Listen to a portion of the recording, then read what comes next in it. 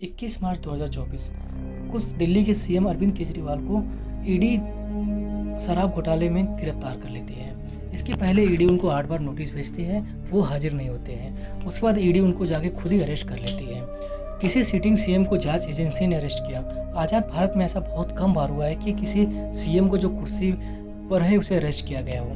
जानकारी के लिए आपको बता दें कि शराब स्कैम से पहले ही मनीष सिसोदिया और संजय सिंह अरेस्ट किया जा चुका है। अब सभी के मन में सवाल यह है कि यह सारा विवाद क्या है, किस बात को लेकर यह सियासी ड्रामा चल रहा है। ये सारा विवाद समझने की कोशिश करते हैं। असल में 3 साल पहले 17 नवंबर 2021 को राजधानी दिल्ली में आम आदमी पार्टी की नई शराब नीति लागू करती है। इस नीति के मुताबिक दिल्ली को कुल 32 जोन में बांटा गया और कहा गया कि आप हर जोन में 27 शराब की दुकानें खोल सकते हैं। अगर इस आंकड़े के हिसाब से देखा जाए तो दिल्ली में कुल 849 शराब की दुकानें खुलनी थी और वहाँ एक बड़ा बदलाव देखने को मिला कि यह सभी दुकानें 100% प्राइवेट सेक्टर की होगी। इसमें सरकार का कोई भी हस्तक्षेप नहीं होगा। दूसरे शब्दों में कहें तो जिस शराब कारोबार में पहले सरकार का हिस्सेदारी रहती थी इस नीति के तहत उसको पूरा खत्म कर दिया गया। इसे आसानी से समझे तो जैसे कि नई नीति लागू होने से पहले 60% दुकानें सरकार की होती थी और 40% प्राइवेट सेक्टर की होती थी, लेकिन नई नीति के बाद 100% दुकानें प्राइवेट करने की बात हुई। अब केजरीवाल के अनुमान लगाया कि इस नीति के अनुसार सरकार को 3,500 करोड़ का सीधा फायदा होगा।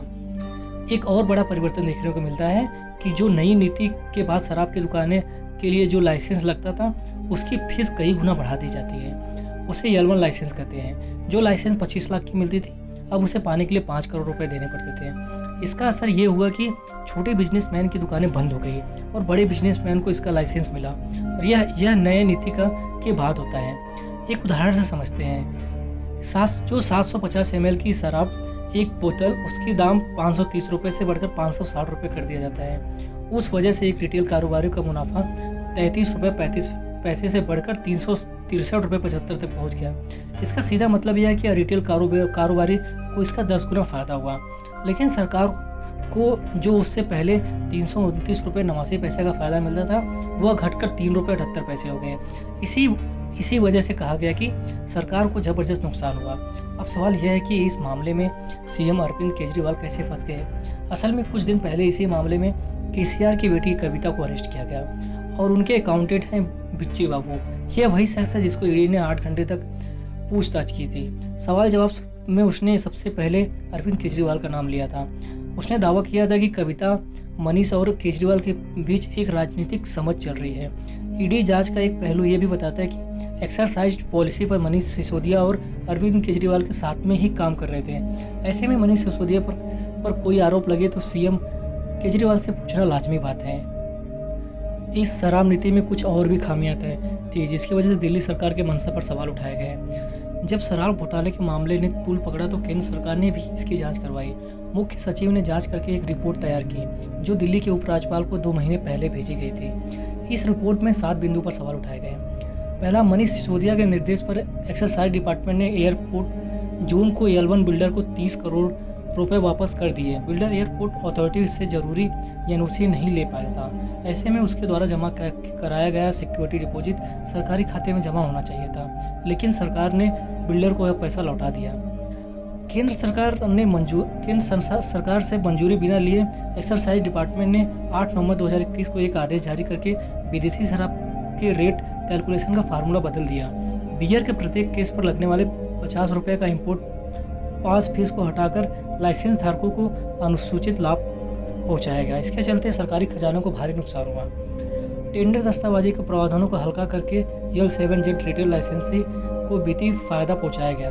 यह भी तब जब लाइसेंस की फी, ब्याज और पेनाल्टी न चुकाने पर ऐसे लाइसेंस धारकों पर कार्रवाई होनी चाहिए थी। सरकार ने दिल्ली के अन्य व्यापारियों के हितों की दरकिनार करते हुए केवल शराब कारोबारियों को फायदा पहुँचाने के लिए कोरोना काल में हुए नुकसान की भरपाई के नाम पर उनकी 144 करोड़ 36 लाख रुपए की लाइसेंस फीस माफ कर दी, जबकि टेंडर दस्तावेज में ऐसा किसी आधार पर शराब विक्रेताओं को लाइसेंस फीस में इस तरह की छूट या मुआवजा देने का कहीं कोई प्रावधान नहीं था। सरकार ने बिना किसी ठोस आधार और किसी के साथ चर्चा किए बिना नई नीति के तहत हर वार्ड में शराब की कम से कम 2 दुकानें खोलने की शर्त टेंडर में रख दी।